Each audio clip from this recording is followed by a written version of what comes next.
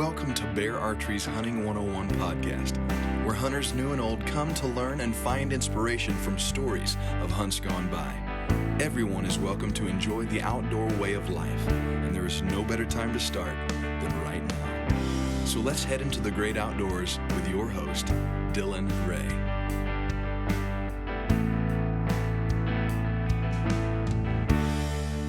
All right, guys, welcome to Bear Archery's Hunting 101. Got a special guest with me, got a new friend of mine. I should have asked you how to say your last name first, but I've got Marcus Gores. Is that right? That's exactly it, man. You got it on the dot. Yeah. I nailed it. No, I've been practicing. No, I'm just kidding. Man, we're coming to you pretty late at night, at least where I'm at. It's 9 o'clock. I usually wind down about 10, so I'm sipping on some Black Rifle to get me through it. But we're going to have a good time and talk hunting. Yeah, I'm excited for it. Thanks for having me on. It's 7 o'clock my time. I'm here on the West Coast, out of Oregon. I live just south of Portland. I'm in a little community here, and sun's setting, and it's beautiful. And I'm just excited to be on and chatting with you and getting to talk hunting. Yeah, man. My boss lives in Oregon. My boss for Pope and Young lives in Oregon, and when I first started working for Pope and Young, it was hard because I'd wake up and hit the ground running, about 6 a.m. and someone popped in my mind, and I call him, and he'd be like, dude, it's 4 a.m. my time. And I'm like, oh, my bad, dude. And so I had to really learn. And then he had to learn, if I call you at 9, it's 11 your time. Backwards. It's 7 our time. So it's late for you. He'd be calling you at 7 o'clock. It'd be 9 o'clock your time. Yeah. Right? Yeah. So we had both had a learning curve. But no, I told you, I said, man, can we push it back to 9-ish? I get my kids in bed at 8:30, and I said, there's just no way for me to record with those crazy kids in the house. And sure enough, about 8:15, I was watching the Razorback game, and I do got to give a quick plug for the Razorbacks because I got a lot of friends in Nebraska, and we just booted Nebraska out of the regionals to move on to the super regionals. So all my friends in Nebraska listening to this, woo pig suey, because we just laid the rubber on you guys. I'll interject on that because it's go Beavs all day, and we've made it.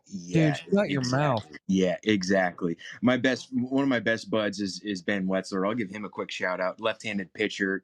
He's just had an Achilles injury in the minors right now, but I've been a Beavers fan for a long time. I went to college there, and our baseball team is fanatics. I mean, they're crazy good. Now listen, you've just brought up a bitter time in my life. So the Arkansas Razorbacks are the number one team in the country as of right now.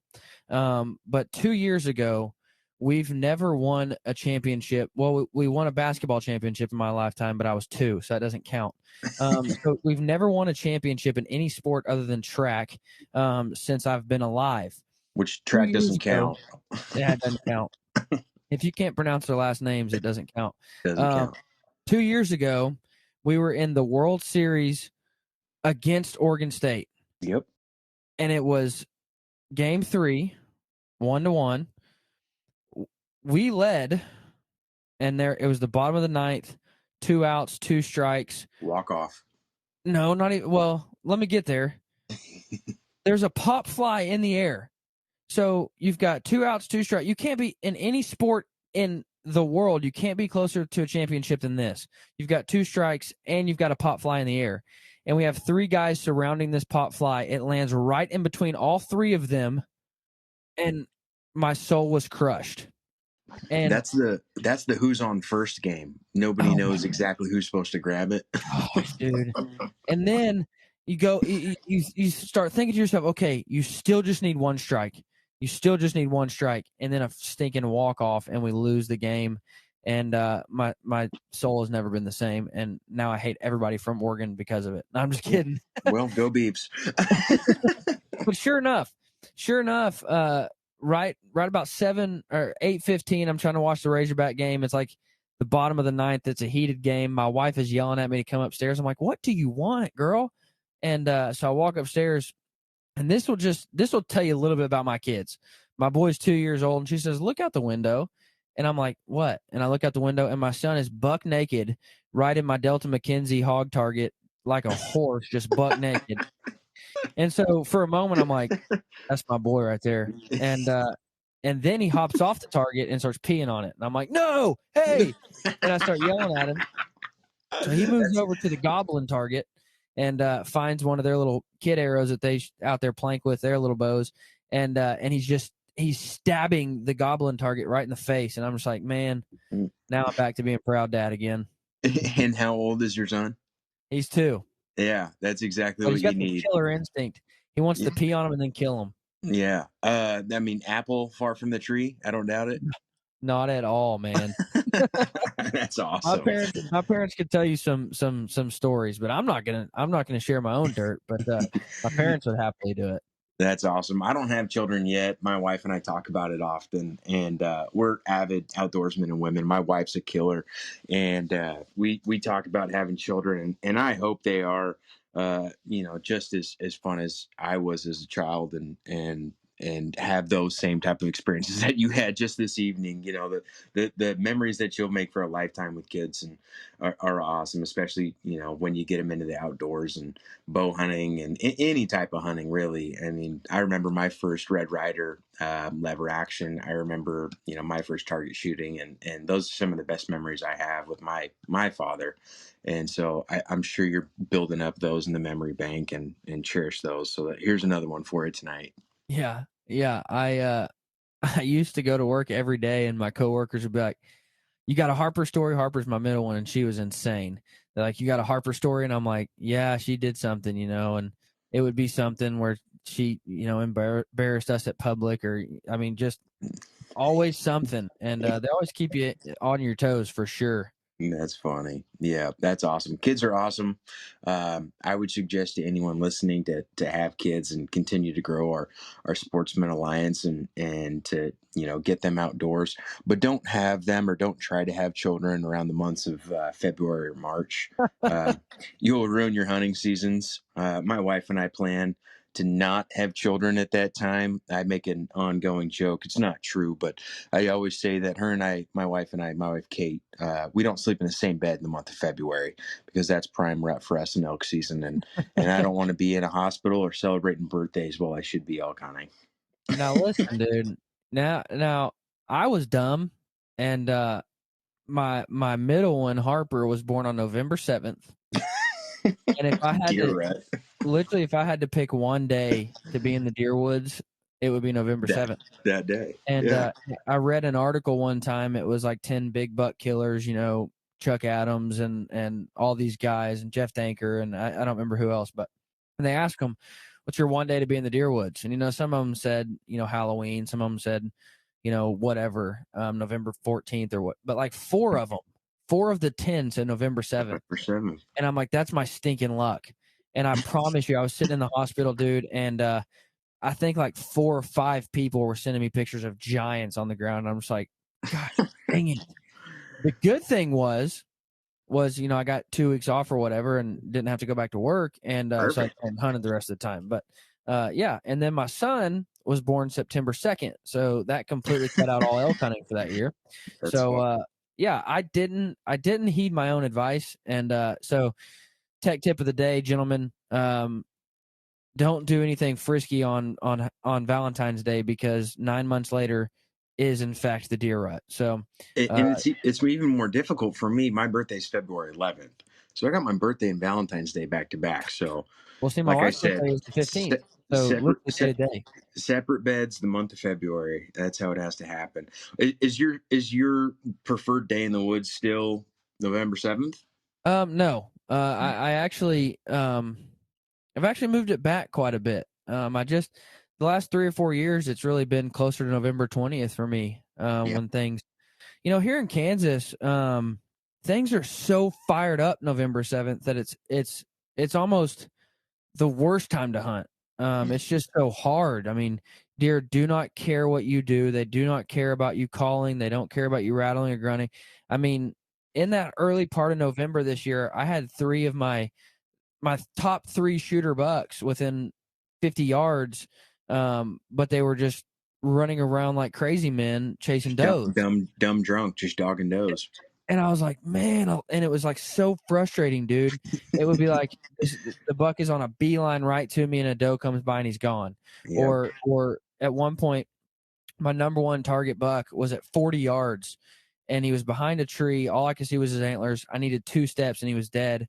A doe walks by and he's gone. And I'm like, you got to be kidding me. So if you move it back to about the 20th, they've really come off of their does and start responding really good to calls now at that point. And so I moved it back to about November 20th for me, which actually the last 2 times I've killed a deer was the last 2 years was November 20th and November 21st. I've So I've I've watched a lot of big bucks get killed the day after Thanksgiving or on Thanksgiving Day. yeah, And that's tried and true where my father and I hunt. It's crazy.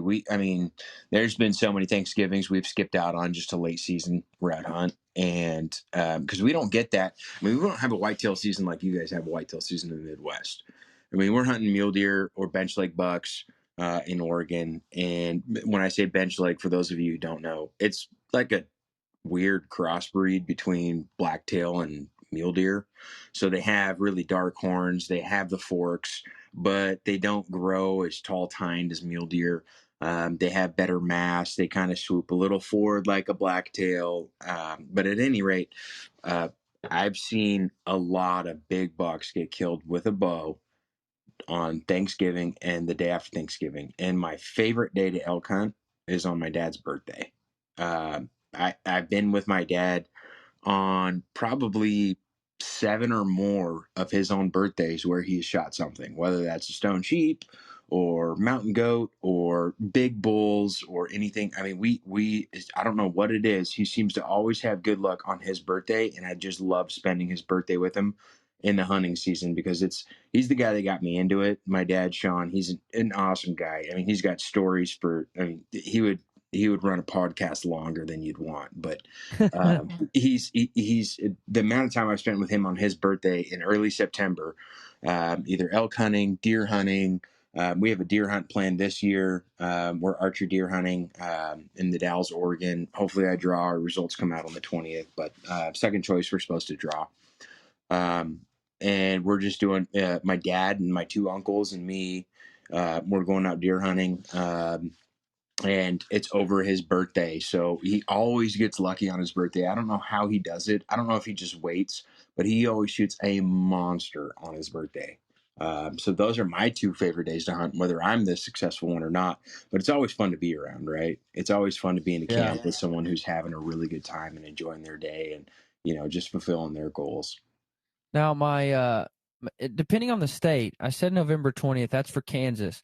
Mm, Depending on the state, you get states like Oklahoma or Missouri, and they run a late season, into halfway or all the way through January, and you get those really cold, snowy, 10, 15-degree days with snow dumping. And if you've got food to hunt over, those late season days are unbeatable.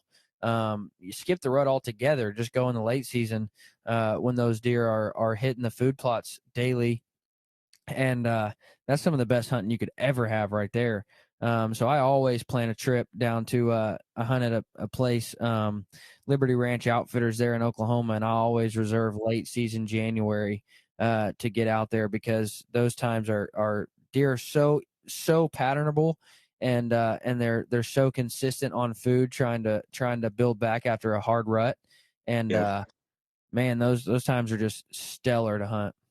I had a really unique experience. I got to hunt in Buffalo County in Wisconsin, and that's where Wisconsin's biggest deer come from what I hear. I'm not an expert whitetail guy. I will never claim to be. I don't hunt whitetail as much as I'd like to, but I had the opportunity to go hunt in Buffalo County, over 600 acres. And if you know Midwest hunting, people hunt 20 acres, and that's a lot of land. Yeah. People hunt 50 acres. That's a lot of land. When you got 600 and you've got multiple different crops and food plots, that was the time of my life. I hunted over Halloween, and it was in between.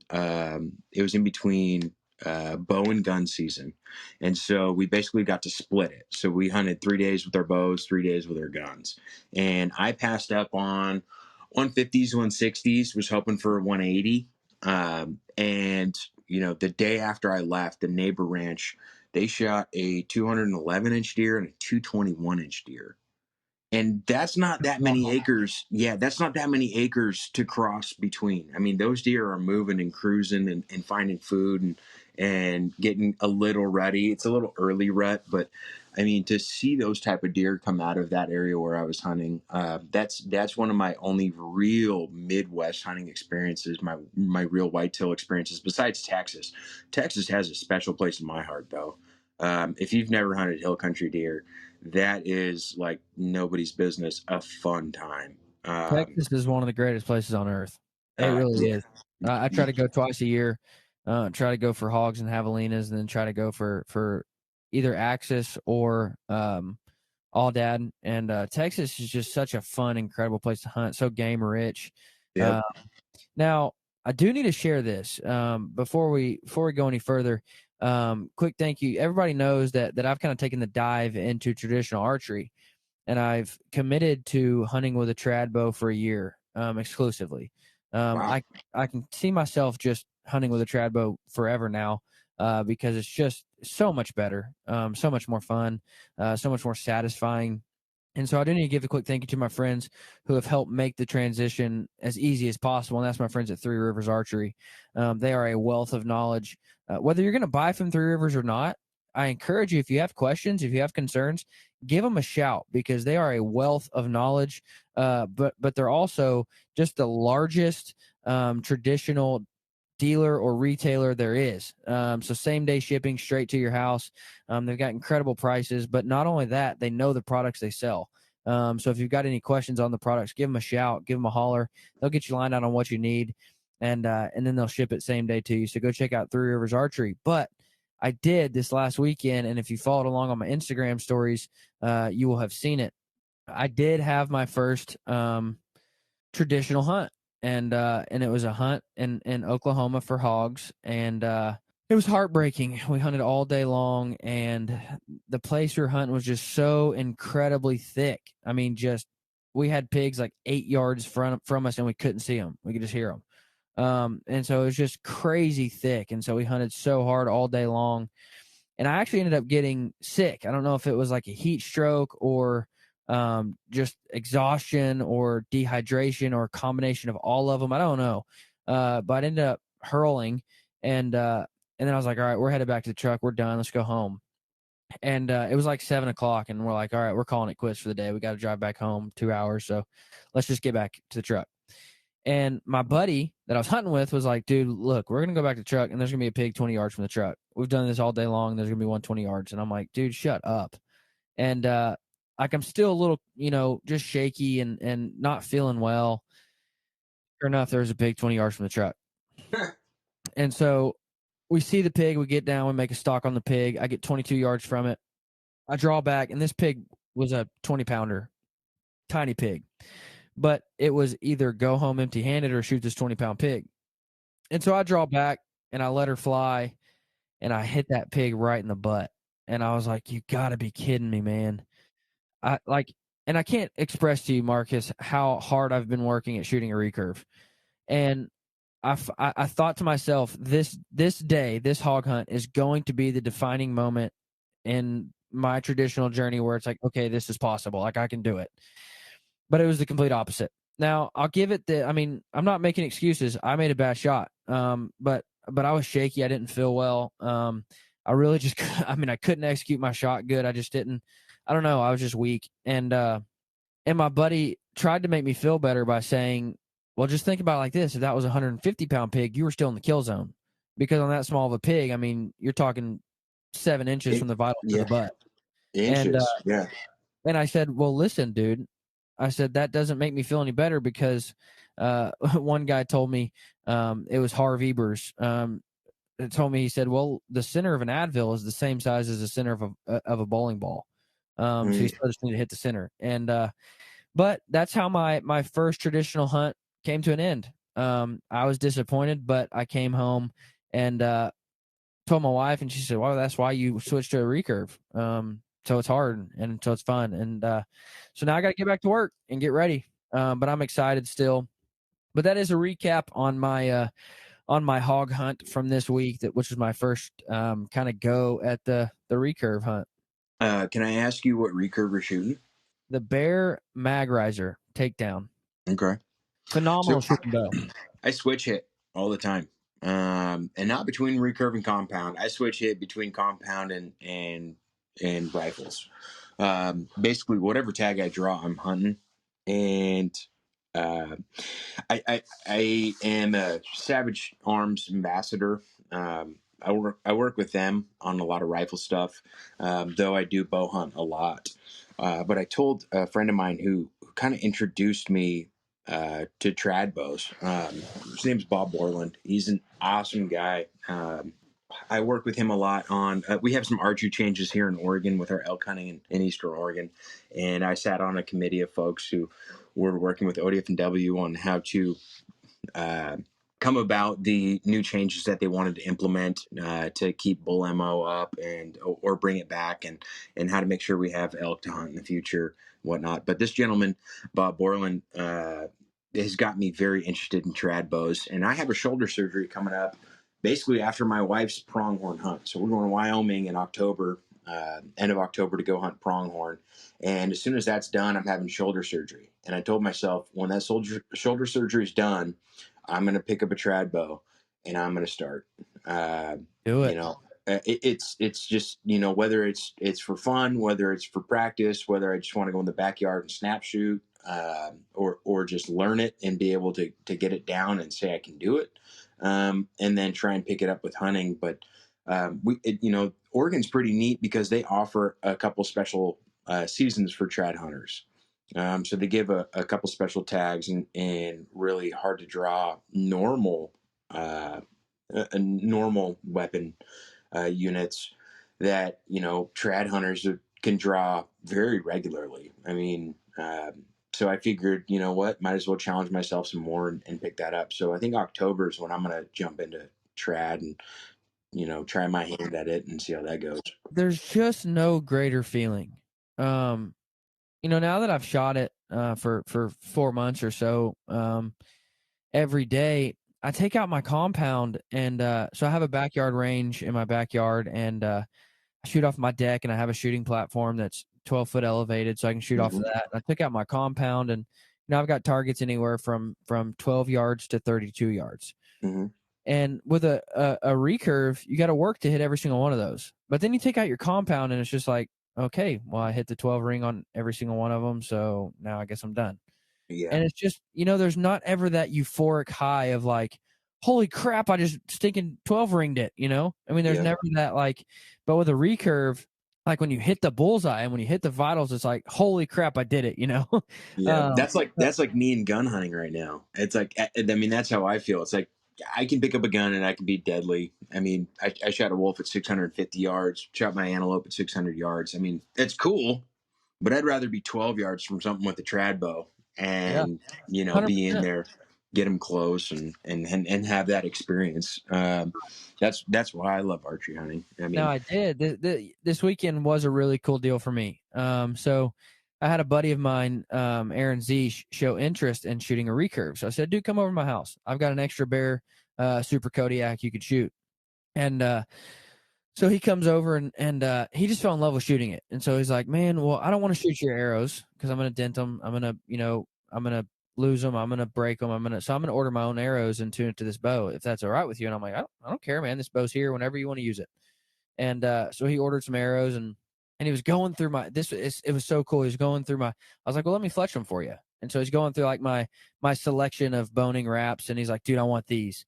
And he picks out the Fredbear flannel wraps. And I'm like, dude, and I'm like, listen to me here. I was like, these are actual, and a lot of people might not know this, but those Fredbear flannel wraps made by Boning is an actual picture of Fredbear's flannel. And they transferred it onto wrap. So it's not like a replica. Like that's a picture of his actual flannel that he wore hunting. And so he's like, dude, I want these. And so I told him that story. He's like, yeah, I want these. And so I wrap his arrows and I fletch them with some trad veins, and white trad veins on that white, red, and black flannel wrap just looked stellar. Yeah. And so he was on that hunt with me, and we were walking through the woods, and we actually got to a place where the woods were kind of open and you could see. And he was maybe 25, 30 yards ahead of me. And I said, Aaron, and he turns around and I'm pointing to hogs and like past him. Well, he thought I was joking because again, it was just so hard hunting. You couldn't find them. When you did find them, they were in such thick stuff you couldn't get a shot on them, and so he thought I was joking. So he actually like didn't believe me and just turns to start walking again. I'm like, Aaron, and I motion like walking and I point again. He could tell I was serious, and so he gets ready and he pinwheels this hog. I mean, absolutely pinwheels it with a recurve, and I was so incredibly excited. That video, if it's not on my Instagram yet, it will be soon. But just incredible, and I was so pumped up, and I sent a picture to Boning, and I'm like, dude, the only way that Fredbear flannel wrap looks better is when it's soaked in blood, and Covered in blood. we were pumped up, man. It was such a cool thing to see him get his first kill with a recurve, and just over the moon excited for him, man. And you know, I'm not good with a recurve at all, but I know enough to help him get started.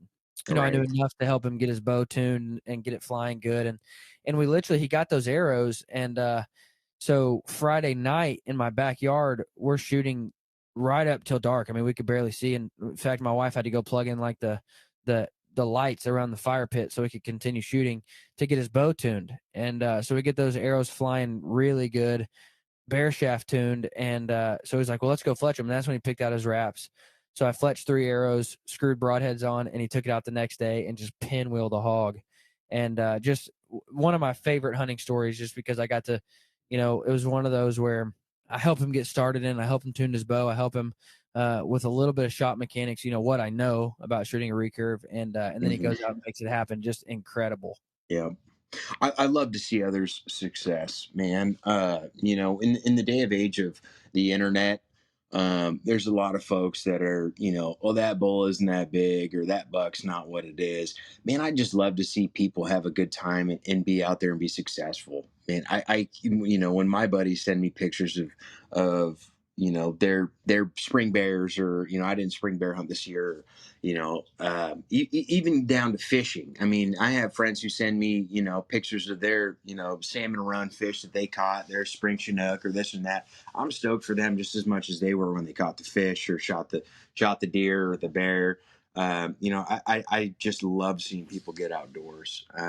That's one of my biggest thing. You know, just seeing people love what I love and have that same passion is just awesome. I have a really cool archery story that has nothing to do with archery. You got time? Oh, dude, I've got nothing but time. My kids are in bed. I'm sipping coffee. I'm just having a good time talking hunting. So I went. I've been so my goals in hunting. I didn't really know I had this goal until about 4 years ago, 5 years ago. But I want to complete my Super Slam, Grand Slam, Club Ovis. So I want to do all 29 big game animals in North America. And right now, as I said, I'm 16 to 29. I'm 29 years old. I'm not that old, but I'm not that young. But I've been working on it. I didn't really know I was close to reaching any of those achievements until a friend of mine told me about it. Said, you know, you're a couple animals away from your Super 10. And I'm like, what's that? So at any rate, I decided to start planning hunts based on achieving the Super 10, which is 10 of the, you know, 10 of the species of big game animals. So 1 deer, 1 caribou, 1 bear, bison or muskox, cougar, pronghorn, elk, moose, so on and so forth. And so I started planning hunts to start knocking that off. In February, I finished my Super 10 with a bison. That's a story for another time. But I shot a Dall sheep in Alaska in August of 2020. I booked a hunt on a cancellation, and I went on this hunt. Didn't know the outfitter. I kept calling folks saying, hey, I'm willing to travel. I can pass the COVID test right now. And I got a check ready for whoever has a cancellation for someone who can't make it. Whoever wants to bump to next year, or whoever's, you know, can't travel or whatever, I'm in. Call me. So I called like 20 people down the list of Alaska Professional Hunters Association. And I talked to a guy for about an hour. His name's Cabot Pitts. And he said, you know, I don't know of anyone that has a cancellation yet, but if I hear of anything, I'll call you. And I was like, oh, yeah, okay. You know, the 19 people before you said the same thing. I doubt it. I get a text at 4:00 my time the next day from Cabot that says, "Hey, call this guy right now. He's got an opening. He just had 2 people cancel. You can go on this hunt." And I'm like, "All right, I'll call him when it's due time. It's 4:00 my time, which means it's 3 a.m. Alaska time. Like, dude's not going to answer his phone." And he says, "No, he's on the East Coast. He's already up. Call him now, or else it's going to be gone within 20 minutes." So I called him. Henry Tiffany booked the hunt. Went on the hunt, had an amazing time. My guide was Hunter Dane, awesome dude. I'm hunting with him in South Dakota next year. My wife and I are going on a hunt with him for mule deer just outside the Badlands, West River, if you know South Dakota at all. He's starting an outfit out there. He's just an awesome guy.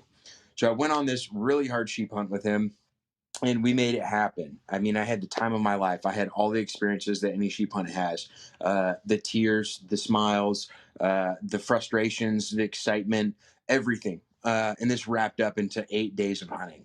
And I shot my doll sheep, and we pack it out. We get back to base camp 3 a.m., go back to the camp by the lake where we got dropped off in. We bear hunt for a couple of days, don't see a single grizzly, so we end up getting pulled out of there early. I get pulled out of the bush and dropped off at the lodge in Bettles, Alaska. And if you know Alaska, you don't know Bettles because it's nowhere. I mean, this is literally nowhere, Alaska. There's a stopover town for planes to fuel up. You fly in and out of there if you're going on hunt. That's it. There's like nothing to do there. So I go back and I hit this lodge where there's another outfitter who's putting folks up. Hey, here's a hot shower. Here's a change of clothes. Here's your bag that you brought on your fly in. I walk into the lodge and everybody's circled around the bar. And there's, I say everybody, there's like 6 guys, guides, there's packers, there's some hunters, all listening to this guy speak. And first thing I want is a cold beer, and I want some hot food. I've been eating Mountain House for a long time, and I just want a solid meal, and I want a beer. And so I grab a beer out of the fridge, I warm some food up, and then I look over, and Jack Frost is sitting at the bar Oh my Lord. telling archery stories. And I'm not bullshitting you. He flew in to hang out for a couple of hours, and he's just sitting there, and we're all mesmerized just listening to this guy. And I mean, if you guys don't know who Jack Frost is, if you know who Fred Bear is, you probably know who Jack Frost is. He's up there in archery hunters of the world. There's a few other folks that are in that list of names. It's Fred Bear, Jack Frost, and I can't even think of a third. I mean, there's just so many folks that are iconic, and he is one of them. And so I realize I'm sitting in the room with a gentleman who has done everything I want to do. All the goals that I have set for myself in my hunting career, this guy's done it, and done it numerous times. And so I don't even warm food up. Like, I just grab a beer. And I haven't showered. I've been in the bush for 8 or 9 days. Like, I stink. All the guys, nobody wants to sit close to me. Like, it's been rough, right? And I'm just sitting there listening to this guy, asking him questions, and I'm just listening to every word he has to say, talking about wolf hunting, talking about super cubs, talking about flying planes in Alaska, talking about all his hunts, talking about his most memorable moments, things like that, and him showing us pictures. And this is awesome. And this is the first experience I have after an iconic moment, the first time I've ever shot a wild sheep, which a lot of folks won't have the opportunity to do. If anyone can, do it. I promise you will not regret it. But I did it, and I was on such a peak, and then I come back to this lodge and I just boost times 100 because I'm sitting here listening to Jack Frost tell stories. And I mean, that's my archery story that has nothing to do with archery because I gun hunted that sheep. But that was awesome, man. Yeah, that was August of 2020. So that was 6 months ago.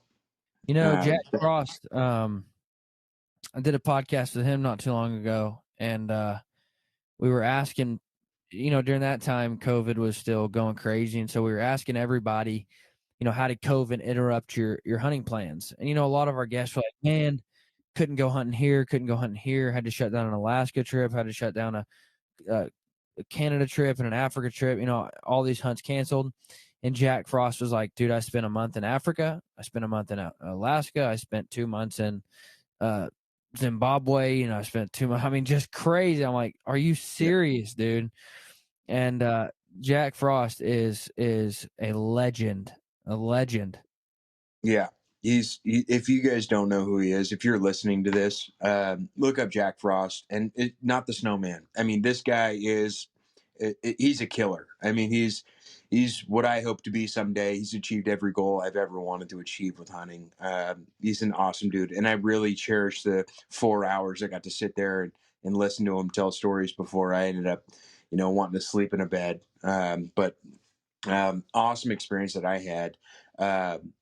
Speaking of COVID, I have, same situation. If you ask me about, what I had to push back, I booked a hunt because of COVID, that Dall sheep hunt, but I had hunts pushed back.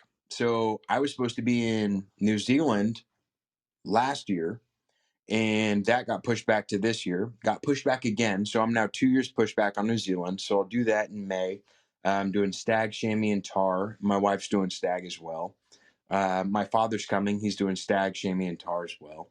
But I have an Africa trip coming up that I was supposed to do last year in South Africa with Hunters Hub, Mackenzie Sims. And that finally ended up happening. So I leave in literally 12 days. In 12 days, I'll be in South Africa. I hunt there for 10 days. And then I book from there to Mozambique. I'll be with the Hunters Inc. guys. Scott Engel, Jackson Engel, those guys are awesome. I'll be hunting hippo, crocodile, Cape buffalo, sable, warthog in Mozambique, and then I'm just doing a mixed bag of plains game in South Africa. So I got that coming up. So it's been a my plus minus on COVID hunting is definitely in the plus. But I'm really excited to get on that New Zealand hunt and do stag, chamois, and tar. Which has been in the minus. It's been pushed off a couple years because of COVID. But it'll happen when it happens. It's supposed to be May 2022 now. Now, have you ever heard of Frank Nauska? I have not. Another guy that, yes, he's on his third Super Slam, and he's almost done with his third Super Slam. Wow. And that's my short little plug for Pope and Young is you've got these guys. And so I was at panel in April, and panel is where they bring in the top 5 species over the last 2 years to basically re-verify and remeasure and make sure the top 5 are good. And so you have all these measures, and they're just going crazy measuring, and I'm just sitting there with a camera and social media promoting what they're doing. And somebody says, Dylan, you need to meet this gentleman. And he's like, this is Frank Nauska. And I'm like, okay, cool. And they're talking like the dude is royalty. And I'm like, so, like in my mind, I'm thinking like, you got a TV show, you got, are you a writer? Are you a photographer? Like, how are you famous? And then it finally came out, like, he's not known, he's not famous, nobody knows who he is. He's just a stinking bad to the bone hunter, and he's on his 3rd trip of the Super Slam. And I'm like, good Lord. Crazy. And so my plan for tonight, I tried to get him nailed down. He's actually a pilot to Alaska, which is why he gets to hunt so much, because he'll just fly to Alaska, on the flight as the pilot, and then stay for a 2 weeks hunt, and then fly back his next flight or whatever. And so I was really trying to nail him down for tonight. I wanted to have both of you on for him to talk about the success in the Super Slam, give you some pointers, tips, and tricks, because I know that's your goal. And, because he talks about, what animals were the hardest, what animals were the easiest, what animals. Yep. And so that was my goal, and I still plan to have Frank on. So tune in to listen to Frank talk about his 3rd round of the Super Slam, which I don't know how much closer he is now. But when I met him, I think he was on 20 of the 29 on his 3rd time. So I don't know if he's harvested any more since then. But I'm anxious to have him on, and I'm anxious to hear the stories and hear the tips and tricks to get it done. But me and you have been talking, And you said it on this episode. You said, I don't get to hunt whitetails as much as I want. And I said, well, I don't get to hunt elk or bear as much as I want. So let's trade. So Come I'm hang anxious out. to have you come to Kansas, man. I'm anxious to have you come to Kansas. I'm anxious to come hang out with you and do some hunt trading. Yes, I hunt a lot of. It's kind of crazy, Everyone talks about in Oregon we have like the big three. That's Mount Emily, Winnehaha, and Walla Walla, and that's where you're going to go shoot a Magnum bull. Everyone, you need 20 points as a resident to draw those. And I'm not saying I shoot Magnum bulls every year. I don't. Didn't shoot a bull last year. Didn't shoot a year the bull before because I was hunting with my father-in-law, and my goal was to get him a bull. That was unsuccessful. He passed on a couple of bulls, but just in general, I just love being in elk country. I just love screaming bulls with the bow. There's nothing like it. For those of you Western hunters, you know exactly what I'm talking about. I mean, your heart's pounding, you're sweating, you're shaking. I mean, it's nothing like to compare it to buck fever for those Midwest hunters or those whitetail hunters. It's like times 1,000. And I don't really know how to explain it other than you have something that's pissed off running at you, and you're not stationary. You're not in a ground blind, or you're not in a tree stand. You're moving and shaking. You're chasing them. They're chasing you. You're moving around. But, the elk hunting here in Oregon, what I'm getting at is I hunt a lot of over the counter. And you can be successful with over the counter or very low point draw units. I shot 350 bull in a 3-point unit. That's a common unit I hunt. I'm not going to tell you what unit, but if you want to come hunt with me, reach out. And I'm happy to take people, and I'm happy to go show them some spots and go take them around. And but there's success everywhere.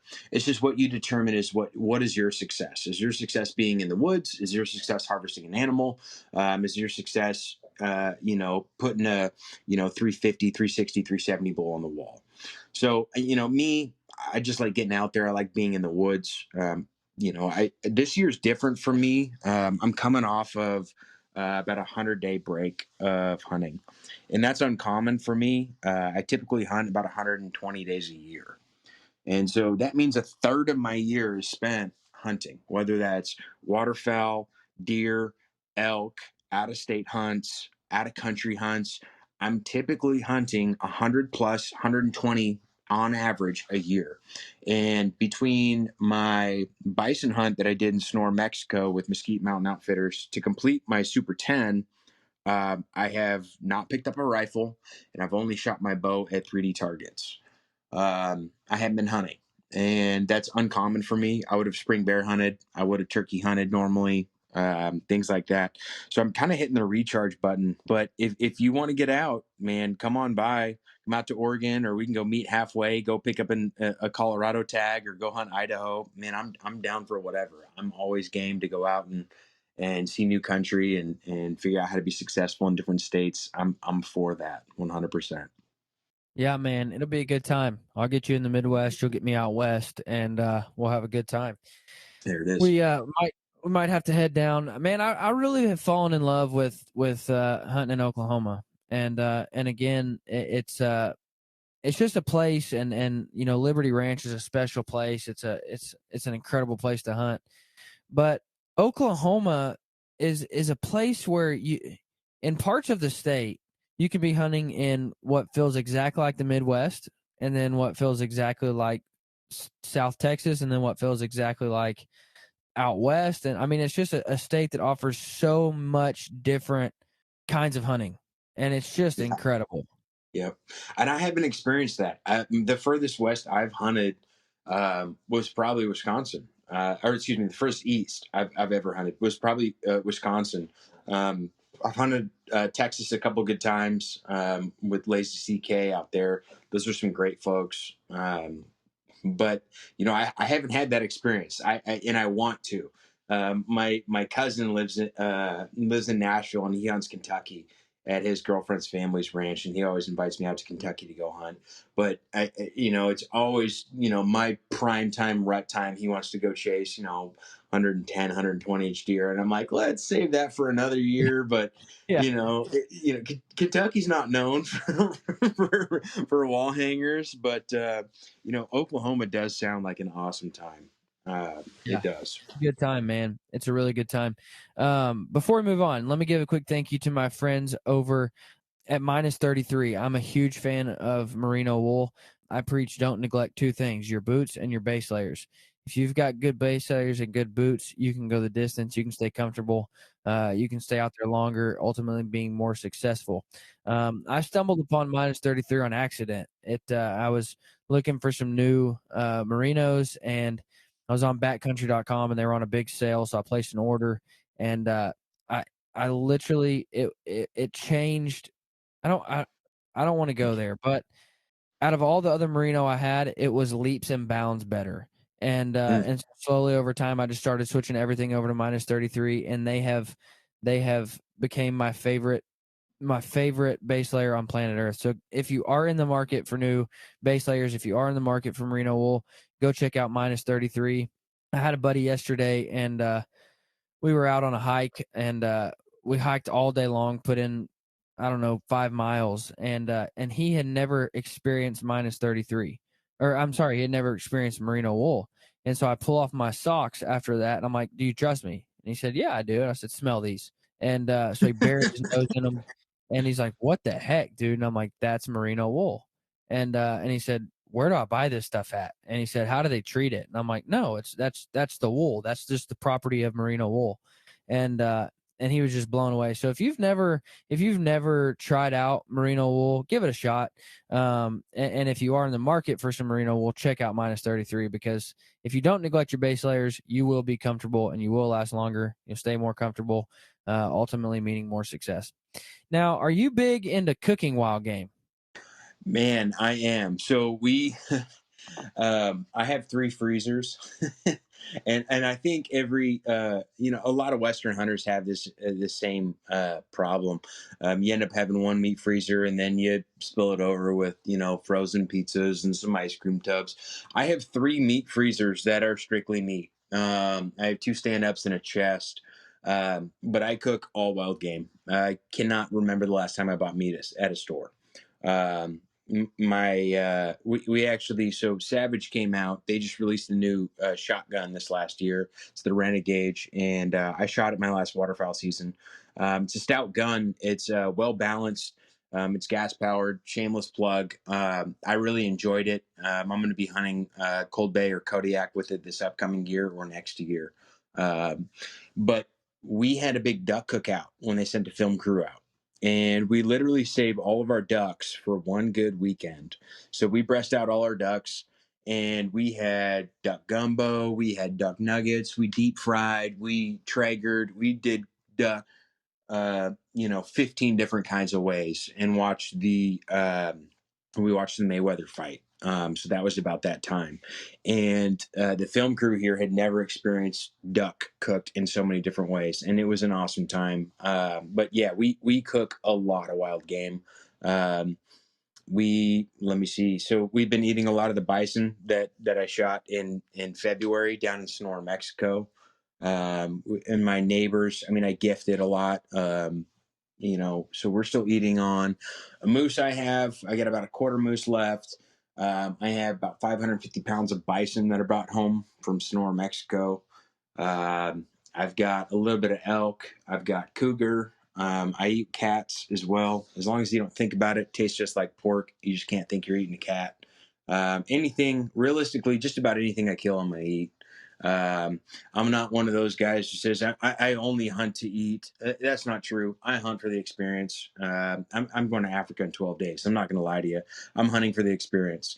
But at the same time, if I had the opportunity to salvage that meat and keep it and feed my wife, my family, my in-laws, my parents, my sister, everything, we're going to, and we do. Same thing with fish. So we eat a lot of wild game. I am the same way. Yeah. And I got to tell you about these guys. You'll have to check them out. Rebel 6 Rubs.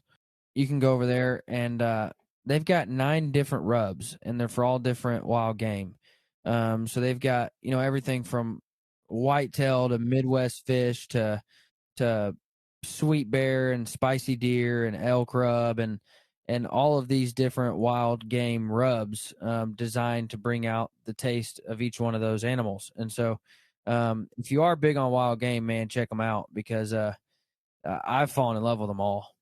I'm into that. I am, my wife and she handles all the side dishes.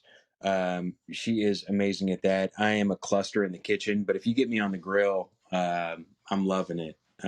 So I'm Yeah, definitely man. into that. I'm all about the rubs, the seasonings, all that stuff. So I'll have to look at Rebel 6. I'll give them a look up here after this podcast. Yeah, man. And you and anybody else, use Bear 101. You'll get 20% off. And let me just give you a little pro tip. Order the sweet bear rub and then sprinkle it over some bacon when you're frying it. And it is just, oh, my Lord, have mercy. I'm going to go, dude, it's 10 o'clock my time, but I'm about to go fry up some bacon and just throw down. I've got the coffee running through my veins now, and I might as well just fry up some bacon and have a good time doing it. Speaking of bacon, we had south of the border bacon not too long ago. We were in February. I went and finished my Super 10, and that was with a bison. And so, free range fair chase.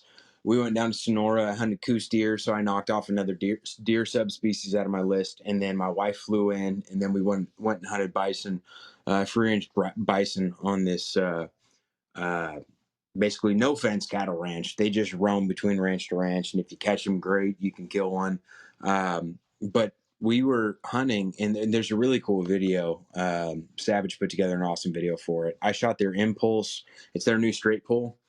Um, they created a straight pull. It's like a Blazer, but it doesn't come with the price tag of a brand new Ferrari, which is nice. So I shot that rifle when I was bison hunting. My wife grabbed the rifle out of my hands and shot a javelina at about 250 yards running. Missed the first shot, dumped the second. Just perfect vital shot. But we ate that javelina, and like I said, we try everything we eat. We try everything we kill, and we ate just about everything. So we had that javelina that night, javelina ribs, pork ribs, basically, and they were stout. They do it right down in Sonora, Mexico. I had heard such negative talk about javelina, and I was in the southernmost part of Texas last year. So, funny story, we could literally see the border from where we were hunting. Mm-hmm.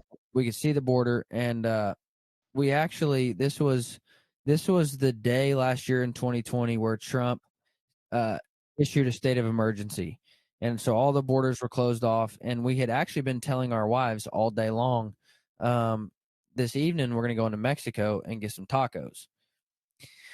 And so that day, Trump issued a state of emergency and shut all the borders off, COVID, blah, blah, this and that.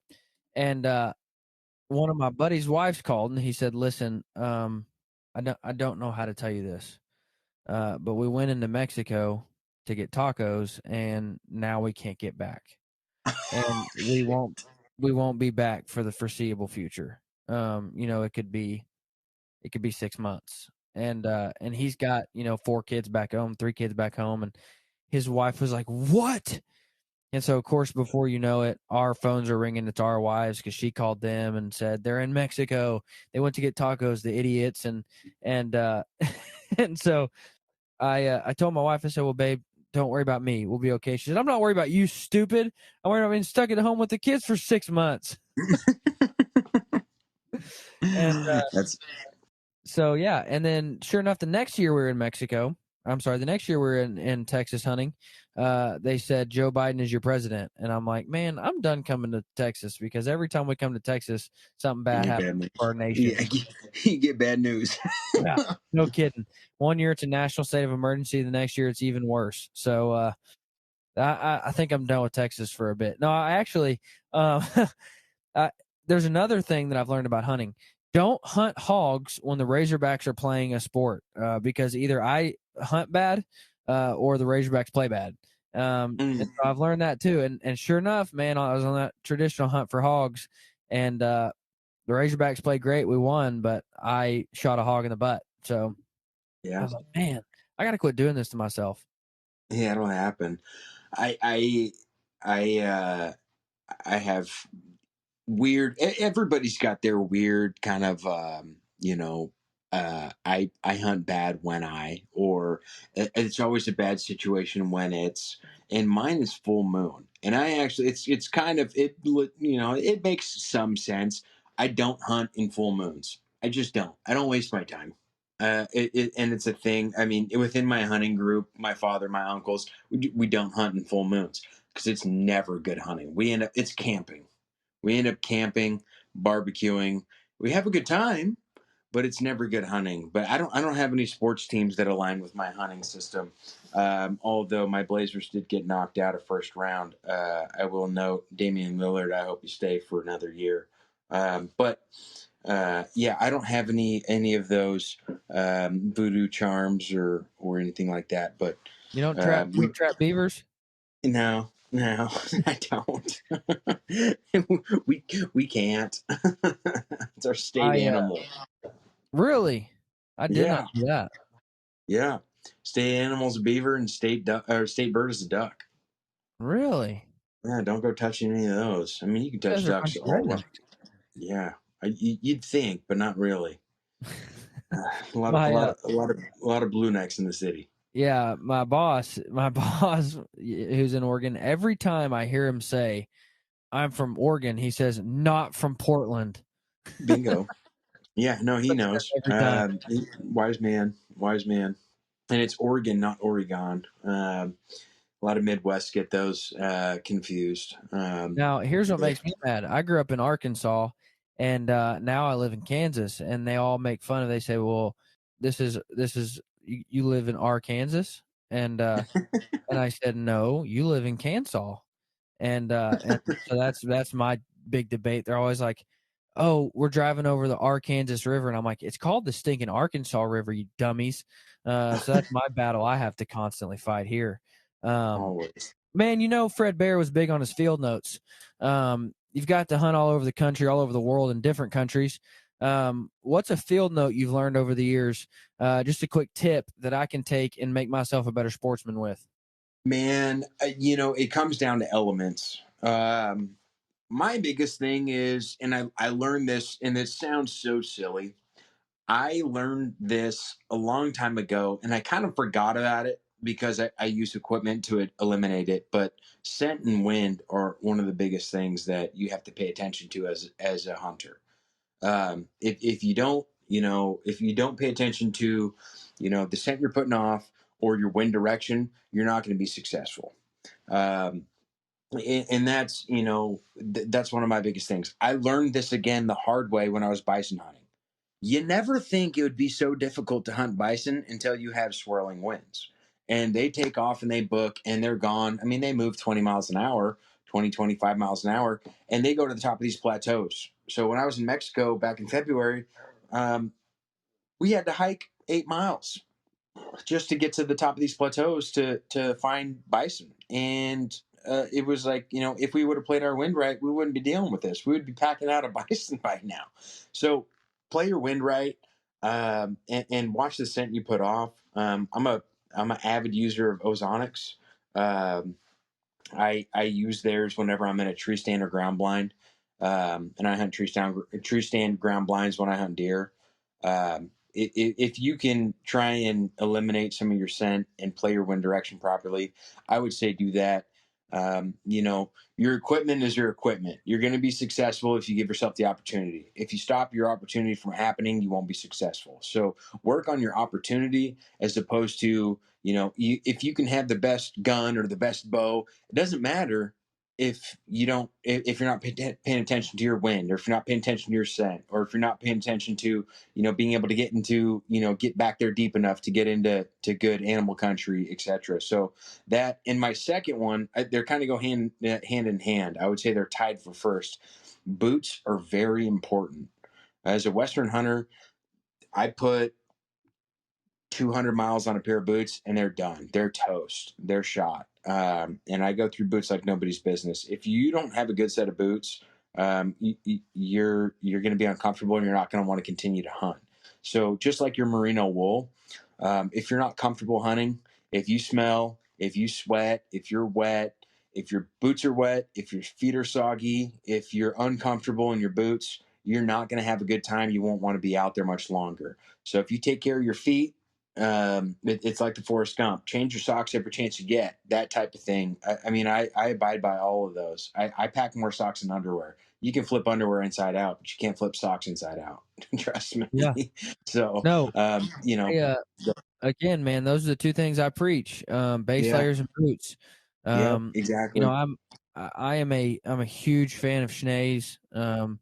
They fit me really well, really comfortable. They last a lifetime, and if you pair a good pair of boots with a good pair of merino socks, you're golden.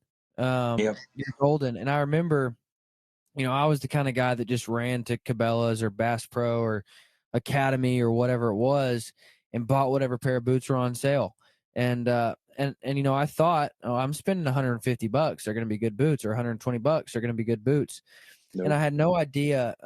When I got my first good quality pair of boots, they were the Schnees Outlook Evos, and I yep, put them on my feet. And I had no idea how much of a I had no idea how used to I was to hot spots and blisters, yep. um, and it changed my life, man. Really did.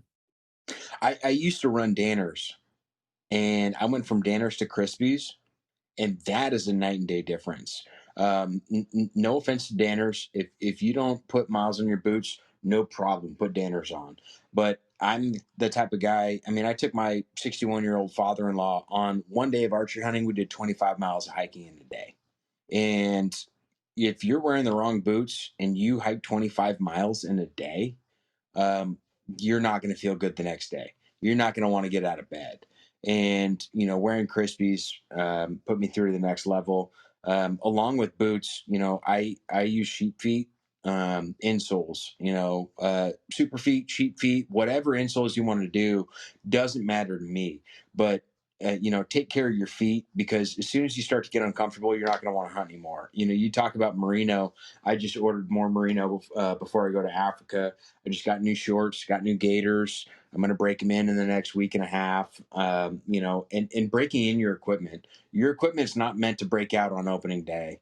That's an important thing. Get used to hunting with your equipment on, shoot with your equipment on. It sounds silly, but getting into August, I'm shooting with my full archery gear on. I'm shooting with the backpack on. I'm shooting with my short sleeves or my long sleeves. All my camo, my Sitka get up, all that stuff. I'm getting used to what I'm going to have to do in the next coming 30 days of hunting that I have. So just prepare yourself. Just get ready for what you're going to be, reenact or emulate what's going to happen in the future. Create your situation of how you're going to be successful in the next coming season. That's my biggest thing. People tell me all the time I'm crazy for packing my 2-man tent and my pad and my water bladder and all that stuff and going and walking around the neighborhood, putting on 3-4 miles every afternoon after work. I mean, I'm just trying to get used to what I'm going to have to deal with for 30 days out of my season. And when you get used to it, you don't think about it when it comes time to actually hunt elk. You're thinking about hunting elk or hunting deer or whatever you're hunting. So you just get used to what you do, and you don't think about it much. But everybody's shooting in gym shorts and short sleeves all summer long, and then it comes time to pull a bow back and you got a long sleeve on. You're dealing with something that you're not used to. So Absolutely. yeah, I hate to say practice makes perfect, because if you practice terribly, you're going to perform terribly. But if you get used to your situation, you'll be better off when it comes time for execution. I put out a field note video, um, just Monday, and put out a field note video Monday about practicing how you hunt, and that Yep, was the exact. I put on my bino harness. I put on, exactly. uh, a hoodie, and then once it gets later in the season, I'll put on a big jacket to shoot. And every morning I start my morning with you know coffee and doing some cardio and shooting some arrows. And that's what I do. And I'll do, I'm no Cameron Haynes and don't want to be, but shout out, this is another Oregon boy for you right there. But no, I'll just, I got, there's a set of 20 stairs on my deck. And so I'll run up and down the stairs 5 times, shoot 3 arrows, run up and down the stairs 5 times, shoot 3 arrows, get myself out of breath, get myself tired and sucking wind before I shoot. And, if I did more of that, maybe I wouldn't have missed the hog that I missed, because I would have been used to shooting when I'm shaky and weak and tired. But that's just kind of what I do. And, like I said, I'll do it with boots on, I'll do it with bino harnesses, and I'll do it with, a face mask on, and I'll do it with, I'll put gloves on and put my tab on over the glove and whatever. But I'll try different scenarios to try to mimic that hunt as much as possible. So, like I said, I built that shooting platform just so I could practice shooting from elevation. But then I'll even go, underneath the deck and get on my knees and have to shoot out from underneath the deck to hit the targets. And so I try to practice all those things, man, because you never know how the shot's going to come when you're hunting. And, and like you said, it's not going to be, and I even took it a step further.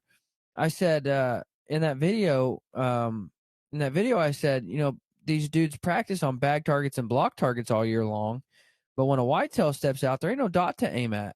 And then they find themselves frantically trying to figure out how to aim or how to execute a shot because they can't hold a pin on a dot. And so shooting 3Ds, man, I'm a strong believer in shooting 3Ds. And that's why, I've got 6 different Delta McKenzies out in my backyard all spread out because I want to make myself pick a spot on the target and shoot it.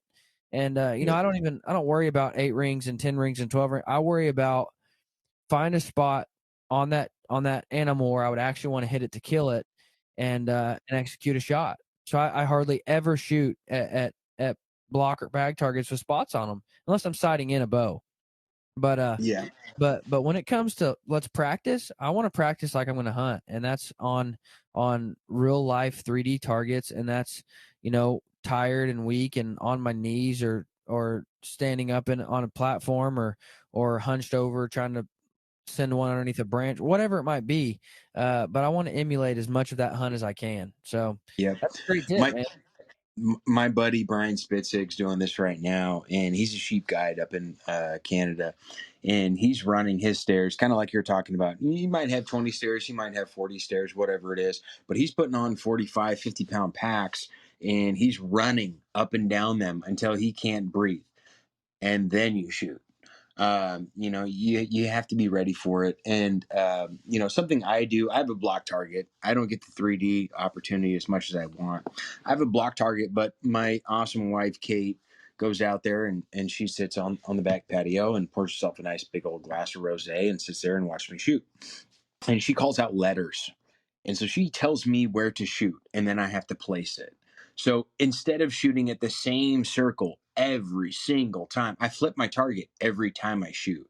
You got so many sides to that target. It's a 6-sided die. You just flip it over, it's got a different side. Flip it over, it's got a different side. And I'll flip it every time, and I'll say pick a letter or pick a circle, up or left, or bottom right, or the letter B, or the top circle in the letter B, or directly in the O, or the upper part of the K, things like that. And so she makes me move around and focus on where I'm shooting. And then when I get into it, I'll start to hit these 3D challenges and start to shoot 3D, and I'll bring a 3D target out eventually. But, my office is awesome. Kind of how you're talking about how you built at your house. I don't have that opportunity at my house. I got 27 yards from fence to fence.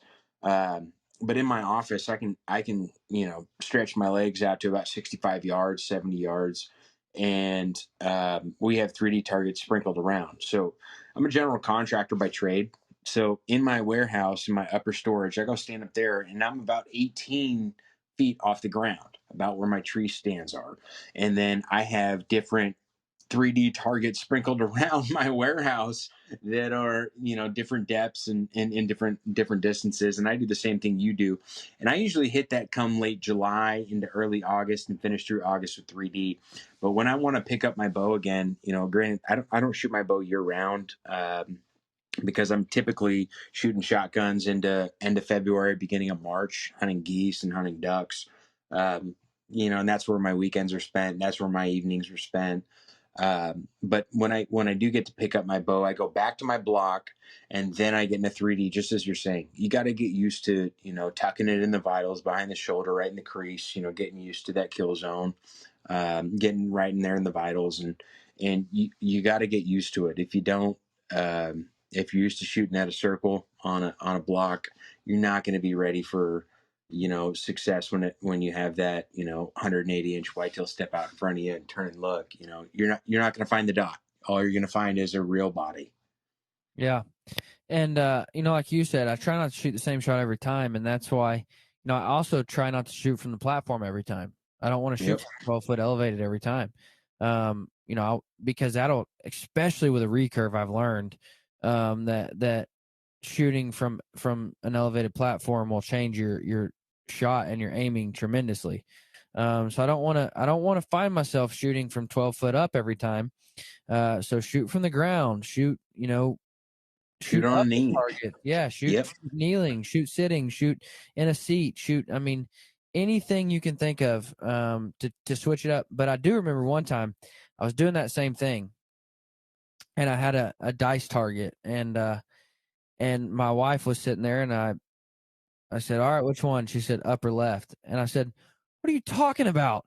They were three in a line, straight up and down. And I'm like, "There's not an upper left." And I look over, and she was just staring at her phone, not even looking at the target. She's just upper left, and I'm like, "You're the worst."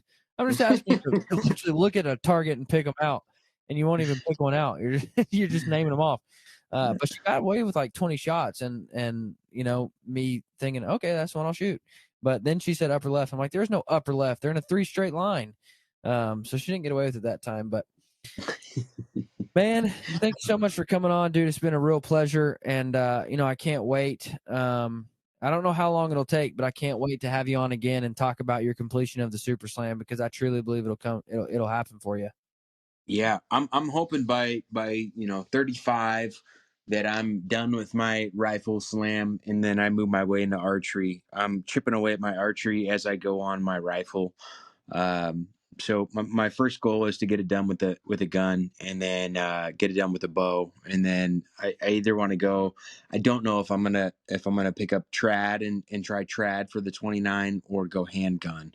But I know being able to master the 29 with one of those is a feat in itself, but then to do it time and time again, like the gentleman you were mentioning earlier, or the Jack Frosts of the world. um, I want to be able to do it in multiple facets in different directions and with different weapons, and my goal is to just be successful at a lot of different things. So I appreciate you having me on, and I had a really good time talking to you tonight, and I can't wait to get you out west or meet you somewhere in the middle. And whether, like I said, whether that's Colorado, or we can actually both draw a tag, or Idaho, or wherever, I'm in. Call me, I'm there. We'll go out elk hunting, or we'll get after some antelope or some mule deer or whatever. Call Yeah, me, I'm man. there. It'll be a good time. Mhm. Before we go, let me give a quick thank you to my friends over at John V. Mesh. John Mesh was a firefighter in the Kansas City area, and died in the line of duty. He had a strong passion and desire for getting kids involved in the outdoors. So his brother Jim Mesh started the John V. Mesh Memorial Scholarship, and they hold different events around the country to get kids involved in the outdoors. They hold one at the incredible E3 Ranch here in Kansas. And they hold these events to get kids involved in the outdoors, and they work to raise money so they can actually give a scholarship to somebody looking to go into some sort of hunting field, whether that be game warden or parks department, whatever, so they can give scholarships to people. So go check those guys out. Consider supporting them. Consider attending one of their events, because they're incredible events in and of themselves. But also just the mission and the purpose they serve, and helping get kids involved in the outdoors is vital. So go check out the John V. Mesh Memorial Scholarship. They're the 363 Hunt Club on all your social medias. So go check them out. That was that was John's firefighter number 363. So go check out the 363 Hunt Club on all your social medias. Guys, thank you so much for tuning in. I hope you have a great week. And Marcus, again, thank you so much for coming on, man. And I can't wait to see the completion of the Super Slam. I appreciate it. I'm going to give a quick minor spiel. For those of you folks who are listening and are not participating in your local state chapters for any of your conservation organizations, I urge you to join them, support them, and help them for your right to continue to hunt your species that you take care of and that you enjoy hunting. I sit on the board for Oregon FNAWS. We are the Oregon chapter for wild sheep. I'm a member at Rocky Mountain Elk Foundation. I'm a member at Delta Waterfowl, member at Ducks Unlimited, member at a lot of other state chapters for wild sheep and national wild sheep. If you care about these animals and you want them to thrive, you want them to continue to be there for your children, your grandchildren to hunt, go be a member, figure out how you can help out and how you can continue to have these animals become around and stay stable for your grandchildren, your children to be able to enjoy the same passion that you do. That's my biggest advocacy is conservation and ensuring that we have wildlife for the future. So for those of you folks who hunt and are not members of any of your Midwestern whitetails or your Northwest Turkey Association, things like that, go ahead and join. Your membership means a lot to them and helps them raise money to be able to stabilize populations for the animals that you enjoy hunting and you enjoy being around and caring about nature. So that, me as a human is so little drop in the pool in the sense of conservation and wildlife and what we care about as hunters, outdoorsmen, and women and whatnot. So make sure you go join every chapter you can and be a part of stabilizing populations and refurbishing habitat and taking care of animals. It's one of the biggest things to help us continue to do what we love to do. So go join your local chapters, Oregon Hunters, Oregon Wild Sheep Foundation. We'd love to have you on. If you're from Oregon and you're hearing this, reach out to me. I'd love to talk to you about wild sheep and how you can become a member at our chapter. So you can get a hold of me personally via email or reach out to me on social media, Hunting with Marcus. But do join your chapters, take care of your wildlife, and make it sustainable for the future so your children and your children's children have the opportunity that you have now. Man, I'm a little upset you didn't even mention Pope and Young. Pope and Young too. That was no. You've already ruined it now. This is Bear Archery. This is Bear Archery podcast. You gave such a great plug for conservation, and that's actually how we met. You won one of our raffles for Pope and Young. I did. And that was my wife. She's going on that pronghorn hunt. I bought those tickets for her. We're going with Bear Track. We're going with Bear Track Outfitters in Wyoming here in October. That right before my shoulder surgery. My wife's going on a pronghorn hunt because of you guys. So I'm so thankful for Pope and Young. They gave us an opportunity to win a raffle. We bought, I think we bought 8 raffle tickets, and my wife won the raffle, and we're going hunting with them. So look out for Pope and Young too. I mean, they're doing raffles all the time. They're raising money for conservation, for you archery hunters, which Bear Archery and Pope and Young align very well. Take care of your Pope and Young folks. Without them, we wouldn't have the ability to do what we do as often. So, we have to think about these conservation organizations and what they do to fight for us at our state legislatures, at our government and national legislatures, and just defending our ability to do what we do and what we enjoy to do as Americans in this country. So make sure you take care of Pope and Young. Make sure you take care of, all of your other folks, your Rocky Mountain Elks, your Wild Sheep Foundations, all those. If you enjoy doing those and you ever have a passion or want to do any of these things, be a part of it. Help those grow. Pass those down, and I'm a big advocate for getting children into the outdoors. Alaska is working with some getting kids outdoors right now, and I can't wait to bid up some items. I can't wait to hopefully win a caribou hunt with them. There's a lot of folks who are doing a lot of great things for the conservation. So, folks, get into it. Take care of the future. A little bit of money now goes a long way in the future. So, take care of your children and your children's children. You're absolutely correct, man. And I was just giving you a hard time, but because there are so many out there that do so many great things. And, we could go for hours naming conservation agencies and not get them all. Yep.